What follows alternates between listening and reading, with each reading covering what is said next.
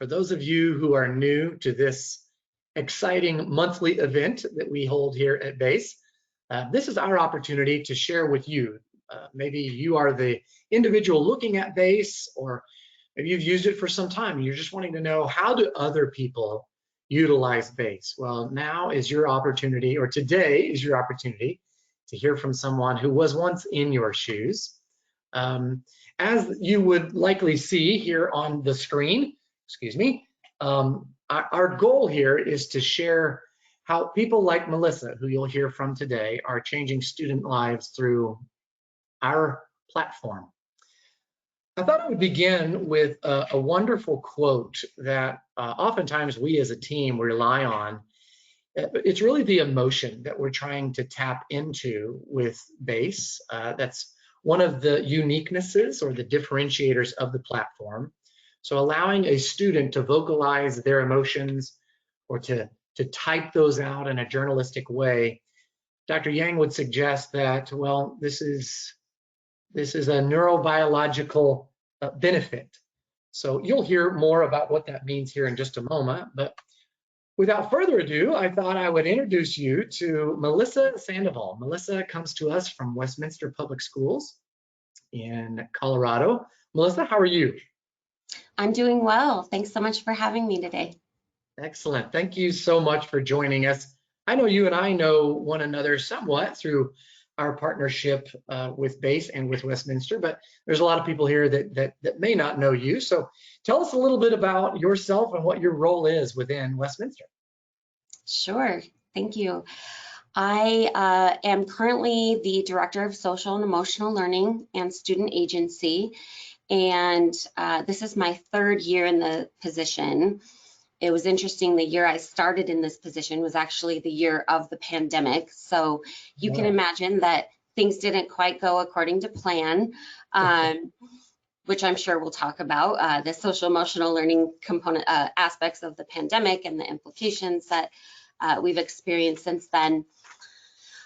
Prior to this role, I was a building administrator. I oversaw our district day treatment program for a while. I have a background in mental health, so I'm a licensed therapist, and I worked as a mental health interventionist in our school system here for 7 years, and also an assistant principal, and way back when was a teacher. So I bring a lot of different angles to my thinking and try to think through things from all of those different hats. But yeah, that's a little bit about me. And in Westminster Public Schools, we are a unique district. We are a competency-based district, which basically means that all of our students advance once they demonstrate proficiency towards their learning targets. And so, you know, their time is flexible. So if one needs more time to spend in a certain content area, our system allows for that. And likewise, if somebody moves forward more quickly, then that opportunity is there for them as well. And BASE, just to kind of segue back to you, has been a tool that has allowed us to support our system, our competency-based system, you know, as we support not just the academics, but the social emotional learning. So. That's great. Melisa, can I pick up on something that you said a moment ago? On our screen here, we're seeing a sampling of today's questions. So this is a great time for me to share that we will be getting through these questions, but may ask some others based on some of the answers that you give. And with that in mind, you mentioned that you've worn a couple different or many different hats across your career. I think there's oftentimes a lot of people that are on this webinar in a similar position, but maybe they are new to social emotional learning and really wanting to hear from someone like yourself as to how does your prior experience, or how do your prior experiences help you in your SEL position today? So how would you answer that? I mean, I would say that all of my positions have contributed equally to my skill set and to the perspective that I bring to this role. I think a lot of times, you know, it's natural to associate mental health background with social emotional learning. But what is really powerful about social emotional learning is that one does not have to be a mental health professional to support it. We are talking about skills like communication, listening, regulating yourself, managing your stress, and all of those are skills that apply to all of us. So, and we all support one another with that. The different roles, you know, I think back to my days as an assistant principal. I think in terms of the discipline that would come my way, the disciplinary situations, and really, I think that was always an opportunity to work with a student. And our ultimate goal is to shape behavior, right? It's not to be punitive as administrators. And so I think keeping that in mind into my current role, I think that brings a different perspective than my mental health background. As a teacher, I think that there's a lot of things that are put on teacher plates. And, you know, experiencing it and then just observing teachers and the level of stress that might come for them based on things just being added to the plate. I think that it's really been helpful for me to think of that perspective because we want to go slow to go fast with social emotional learning and make sure that people are equipped they feel like they have the skills to be able to implement social emotional learning and that they've had the professional development, that they have the tools to do that. And I would say that, you know, my background as a teacher is really, really very valuable. That was ages ago. So I think what's more important is gathering perspective from teachers now. Things are always evolving in education. So learning where they are and what kind of things they are trying to balance so that we can figure out how this does work and can it work for them? What supports might they need? So yeah. Melisa, thank you for your realness. If I can speak on behalf of those that are listening today, as I said, there's a lot of people that being new to SEL, they're kind of wondering how in the world do I get started? And it's oftentimes not as hard as what some people think, particularly if they keep in mind what you just shared. When we think of getting started, how would you answer on behalf of Westminster as to how Westminster got started on the SEL journey? You know, I think it always starts with what are you doing well? There are usually a lot of really good things happening, and I think identifying areas of strength that you can build on are a great place to start. There are a number of different organizations, non-for-profit agencies, such as the CASEL organization, Collaborative for Academic, Social, and Emotional Learning. Yep. They have a ton of tools on their website where you can actually self-assess, you know, yourself as an individual, but also the system that you work in, whether that is a classroom, a school district, an office. You can kind of assess the adult situation, and so there are a lot of tools out there. So I would say to get started, kind of just stepping back and having a baseline of where you are, and then maybe establishing where do you want to go? What is your goal? And then that way you can kind of start setting some benchmarks on what supports are needed to get there. So I think having a vision and not expecting that it's going to happen overnight, you know, and implementing social emotional learning is something that needs to be well thought out. It needs to be strategized. I think that, you know, you're working with emotion, you're working with mental health or even learning. And so there's a level of vulnerability, I think, that is present as people learn about these topics. And so I think just allowing yourself some grace to meet where we are, you know, and if this is where we are, let's start there and figure out what our next step is. So, sure. So in the spirit of thinking back through how you got started with just kind of understanding where you were and building on those strengths, I'm sure there's a lot of people listening today that can relate to that. So maybe they have identified where they are, where those strengths are, but they aren't yet aware of what some of the hurdles that they may encounter may Mm-hmm. be. Can you think back to either past or even maybe present? What hurdles have you cleared as you are implementing SEL into your regular school day? Well, I first want to say that we are always growing and trying to improve. So certainly we still have our own hurdles that we are facing all the time. But to speak about those that perhaps we have overcome, I can definitely talk a little bit about that as we've gotten our systems in place. I would say that a big hurdle, one is really just establishing what exactly social emotional learning is.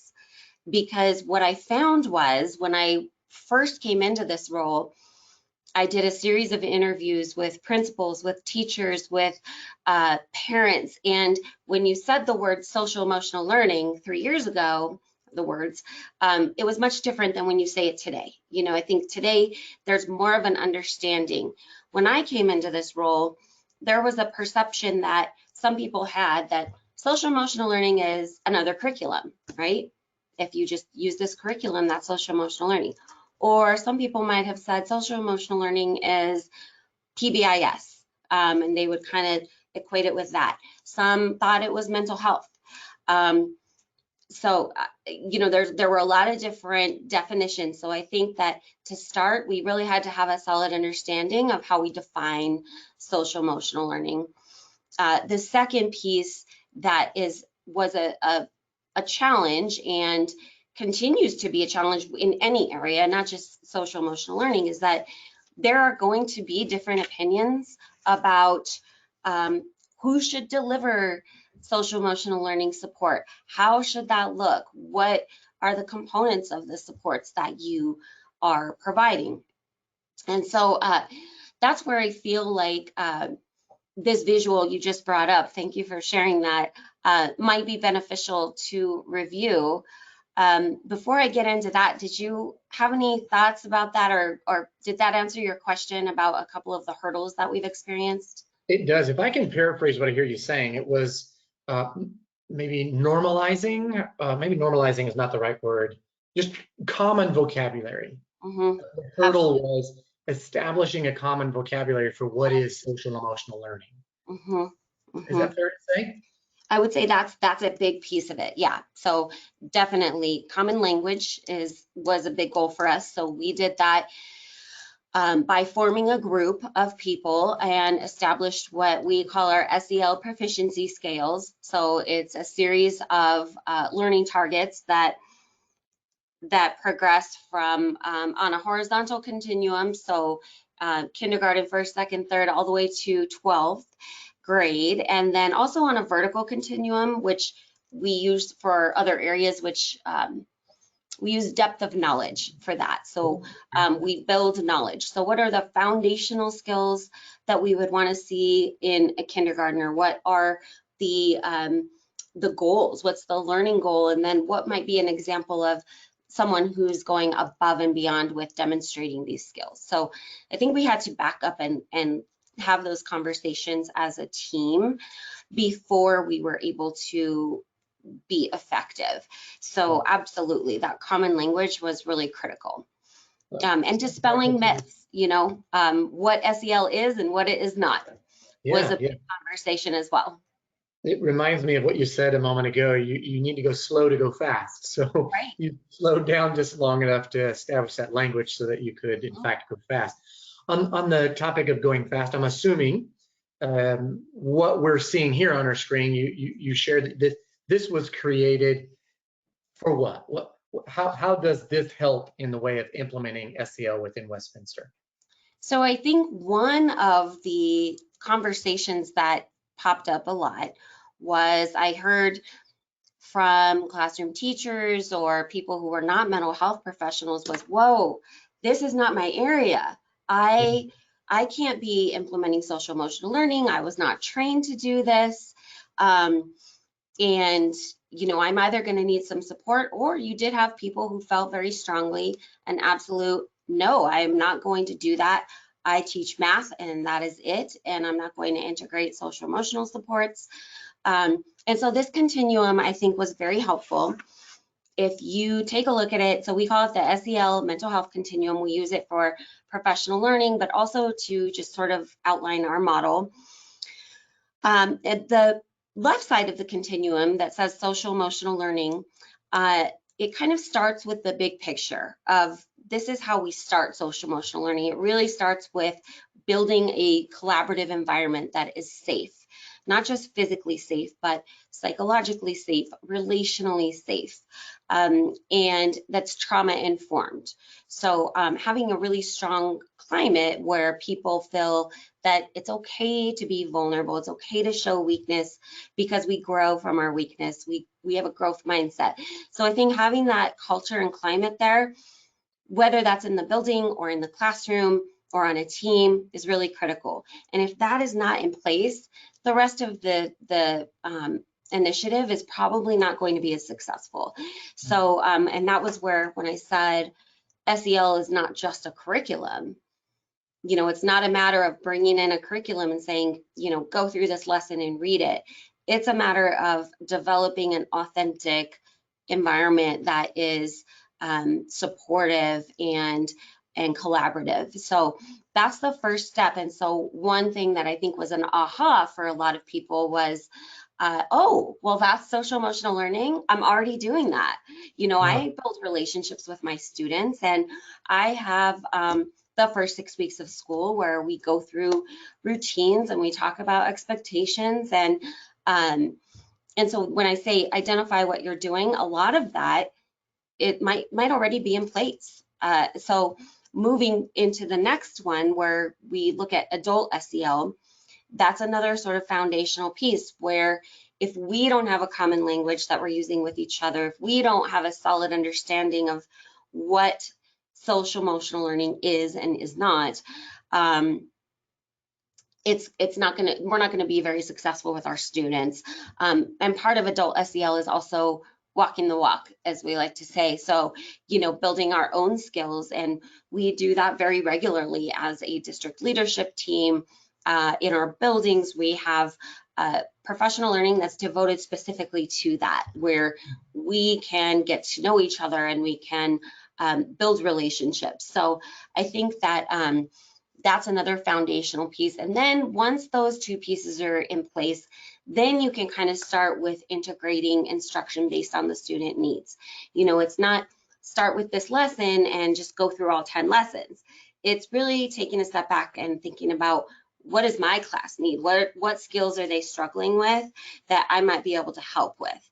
And then that's where you see these light blue areas, which, you know, SEL integration is, you can deliver the explicit instruction, which is very necessary, but coupled with that are opportunities for practice.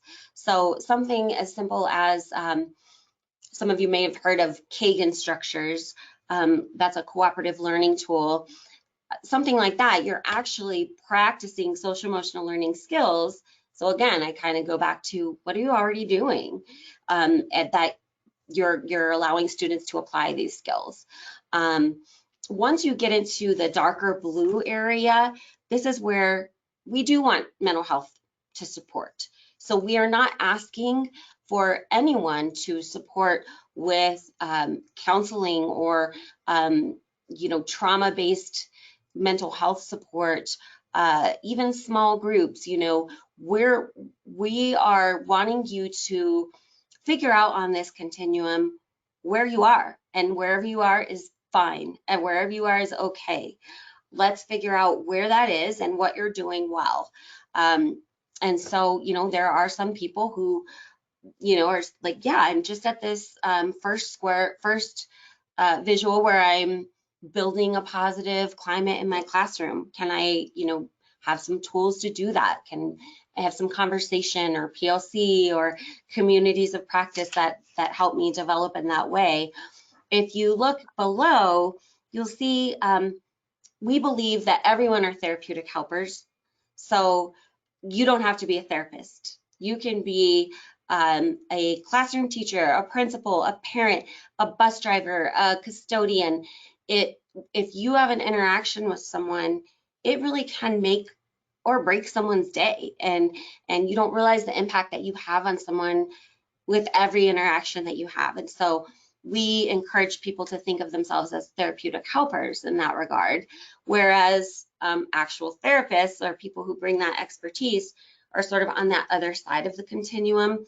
Sure. And so we distinguish it in that way. So I think that one of the hurdles, kind of getting back to your question, was defining social emotional learning. This is a nice tool that we used that, you know, we would even put it up on the screen and have people rate themselves on the continuum of where they fall. Where do they want to be? Where do they believe that they should be?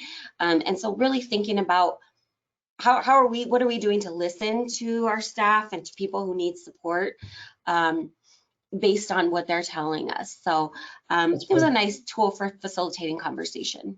It would seem to me, just with the experience that we have going into new partnerships, where it's obvious that there may be a little bit of an edge when it comes to the topic of SEL. So this continuum, to me, feels like it would take that edge off, inviting conversation, but then also making it okay to be vulnerable to the fact that you are on the left side, and this continuum says it's okay to be on the left side of this continuum. It's actually, and it's not just okay, it's great, you know. And if you have a climate and culture that promotes trust, then it's okay to admit that, and it's okay to share that that's where I am and I'm proud of that. Do I want to grow, and what supports do I need? If there's not a trusting climate and culture, you know, people might shy away from admitting that or even having the discussion, right? Sure. Well, thanks for sharing this. This is certainly helpful, both visually and by word. It makes a whole lot of sense. So there's been an increased interest in BASE just in the last 2 or 3 years. And we can't help but think that COVID has had an impact on that. There's certainly some statistics that would suggest that social and emotional learning is really coming to the forefront in a way that it would help to benefit academics, where in the past it wasn't really an understanding as to how one helped the other. I'm wondering, how do you feel Westminster has been impacted by COVID in the way that it would increase the need for all the SEL that maybe you already had in the district? Well, I think that it's no surprise, it's no secret that I think we experienced what a lot of schools and districts experienced, and dealing with uncertainty. You know, uncertainty is something that creates anxiety. So not knowing naturally increases those feelings of nervousness and anxiety for a lot of people, not just for students, but for ourselves as adults, for teachers, for principals. And so we were planning for something that none of us had ever experienced. So definitely we were dealing with heightened levels of anxiety, which I think everyone knows. I think that there have been a number of different reports. I know the National Center for Health Statistics put some studies out there that discussed that there were also, you know, increases in sadness or hopelessness and feelings of depression, and that was largely due to being isolated or having to quarantine. There were also a lot of issues around job loss, so not feeling safe and secure, not feeling connected to each other. I think a big one was shifting to online virtual learning. We suddenly found ourselves going from being really good at what we do to now having to relearn some things, because these are all tools that none of us knew how to use. And so I think it was a learning curve. And again, that's a vulnerability, right? So you feel like, hey, am I okay to admit this? And these are people who are experts in their fields for a very long time. And so I think giving them the space to learn and to be able to, you know, to work through those feelings was really critical. Some of the other challenges, I know that, you know, Gen Z is largely impacted by this. what we know is that they have been exposed to more violence and more sex than any other generation. So they're getting a lot more that they're taking in. And, that certainly affects mental health, or affects the need to work through emotions. We had a lot of students who were choosing not to go to school because maybe they didn't feel safe because of the pandemic, or maybe they just got into the habit of staying home and were feeling a lack of motivation. So, there was that. While we were in the pandemic, there were issues with hate crimes and a lot of societal discourse that I think, again, we're all taking this all in, and we're human, so that's going to impact us. We do know as well that our LGBTQ youth are very at risk for bullying and anxiety and depression. And so all of those things were just amplified and magnified with the pandemic. So they were kind of there already, but it just really brought everything to the surface, which is good and bad, right? I mean, we now know what the issues are, but we can go ahead and now work together to solve for them, to try to come up with support. I think the key word there, Melissa, is the magnify. So the needs were there, but the magnification brought on by COVID it's true for everyone. 100%. You mentioned tools, so that brings us to BASE. I understand you use many tools within Westminster, but tell us a little bit about how you're implementing BASE specifically. So, the Continuum that I shared with you, BASE is nice because it's a tool that can be used across different settings. So I'll draw your attention just to the blue area. You'll see where it says direct and explicit SEL instruction. BASE is a wonderful tool for that because it does have the option of kind of that traditional working with a group of students, and you are a classroom instructor, so you can choose a lesson that is based on the needs of your students and do that with your students. So what we like about it is that it comes with educator guides and materials. It's also engaging for the students in that they can explore it on their own afterwards. So kind of with that part, we use it at the tier 1 level, or what we would call like the universal level, that all students have access to it. We also use it at the tier 2 level for small groups. So we have a lot of mental health who use it, counselors, or even teachers who are assigning targeted lessons for, maybe skill development to replace challenging behaviors. We also have tier 3. We definitely use BASE as a tool to support one-on-one needs, including response to crisis. So there are some, and we like that it was designed by mental health professionals so that we can use it across that end of the continuum where, responding to suicide and threat assessments.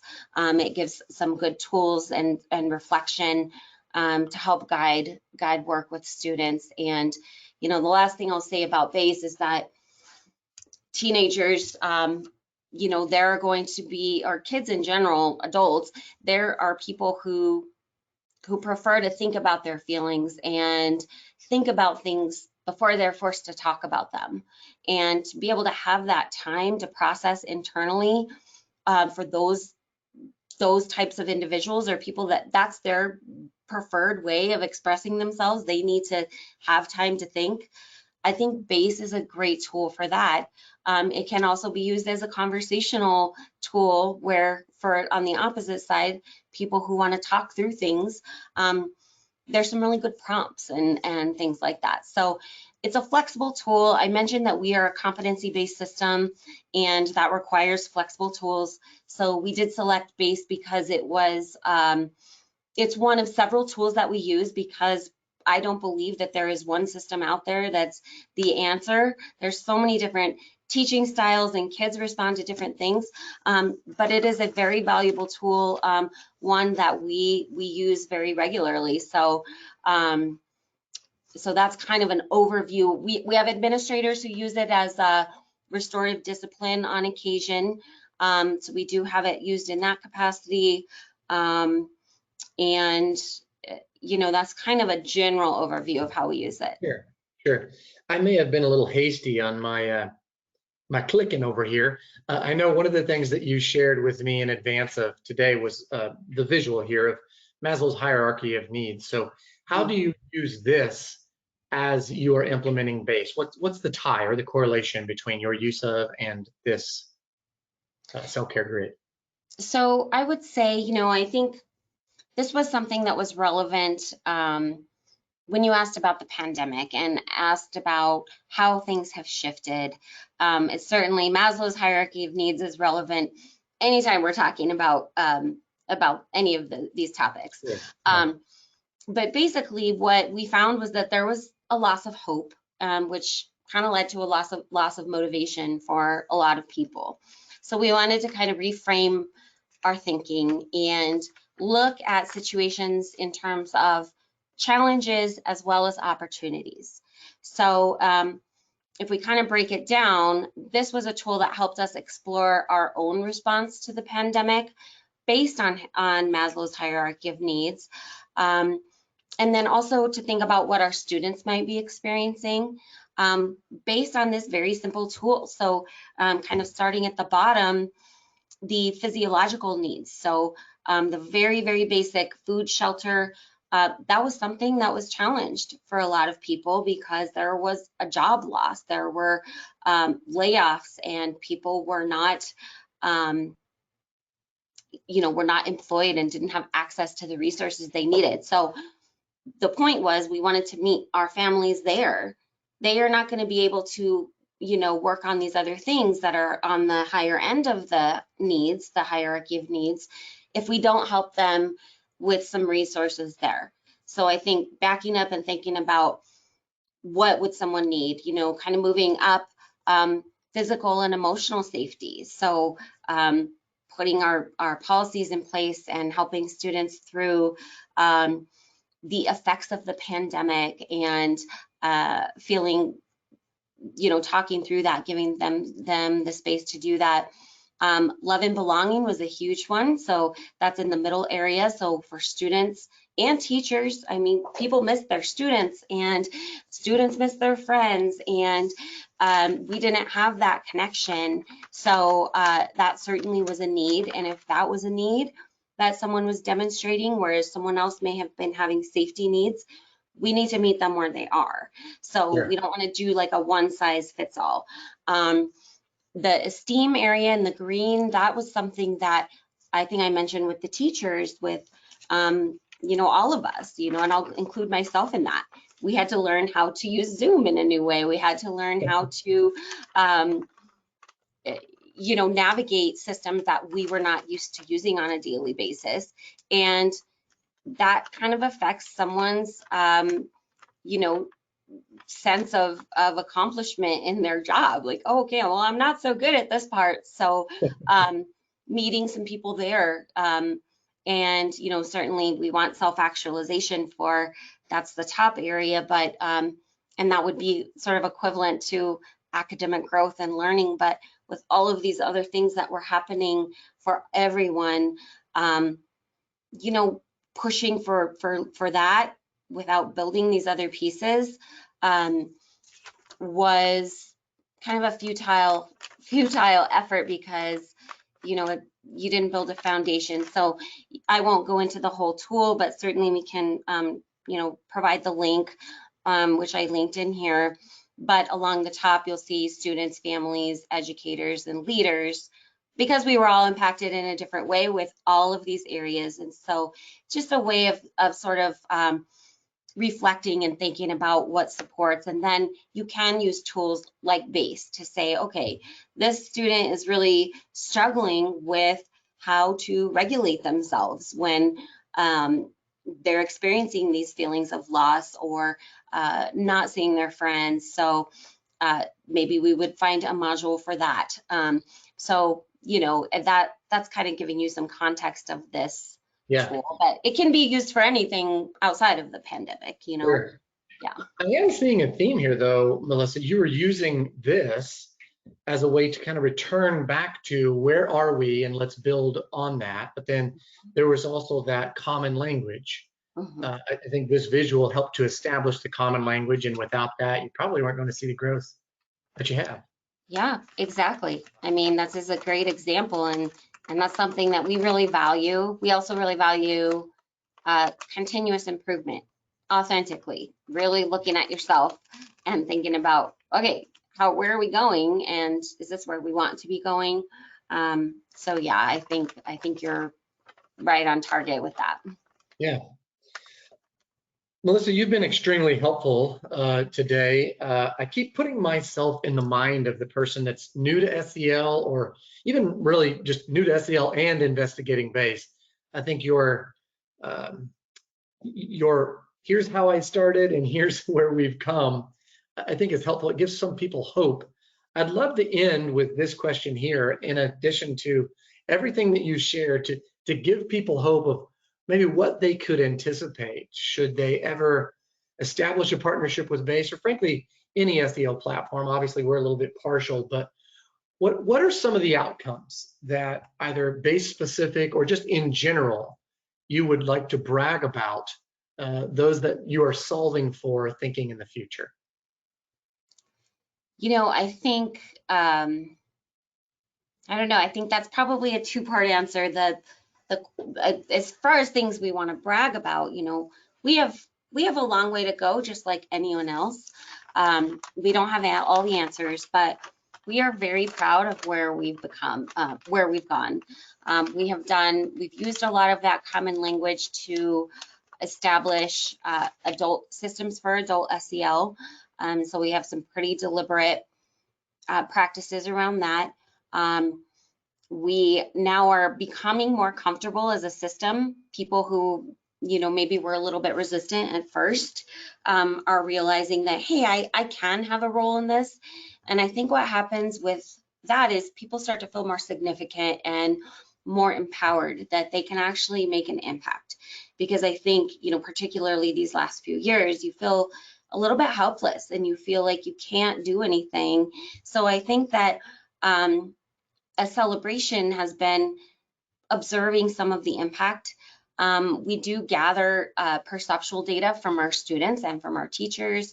And so being able to assess where people are self-reporting that they are, and where we've come, I think that's been good too. And it's different at every school, because every school, you know, might have different dynamics. So one school might be struggling with growth mindset, whereas another might be struggling with communication skills. So likewise, they are going to have strengths in different areas. And so we've been able to see some of that growth, which has been tremendous. I think the ultimate goal for all of us is to, like, supporting our students to become good humans, right? And so I think that a lot of times we think in terms of our post-secondary outcomes and life after graduation. And we say in our district that the most important day in a student's educational career is the day after graduation. So we want them to feel equipped and prepared. And so I think that knowing that, you know, we really want to empower students to think critically and be able to cope with life's challenges and make healthy choices, being okay to admit that we all make mistakes and we can learn from those mistakes, and we're in charge and we have ownership over our choices. So, you know, I think, you know, those are some of the outcomes that we look to, and SEL is a challenging part to measure, a challenging area to measure. You know, it's a gray area. It's largely based on self-perception and observations, which, you know, but I would say draw upon your data that you do have, and those are what we have at our fingertips, and so we kind of use that to guide us. You make a great point that SEL is a hard thing to measure. What I'm hearing you say is there's a qualitative and a quantitative. understanding that the human, you're trying to create a successful human, but then there's also some ways to measure that. You may not really know the impact that you've had on this student until they've been graduated for 3 or 4 years, but obviously you had an impact. And you may not, and I think that's the thing about SEL is every interaction that we have with one another impacts another person. You know, we can choose to co-regulate with someone or to kind of be more dysregulated or disconnected. And that impacts a person long term. You know, your actions impact other people around you. And you're so right. Sometimes I hear teachers all the time, I know for myself or other mental health professionals, you run into a student years later and they share a really powerful story with you about, do you remember when you said such and such to me?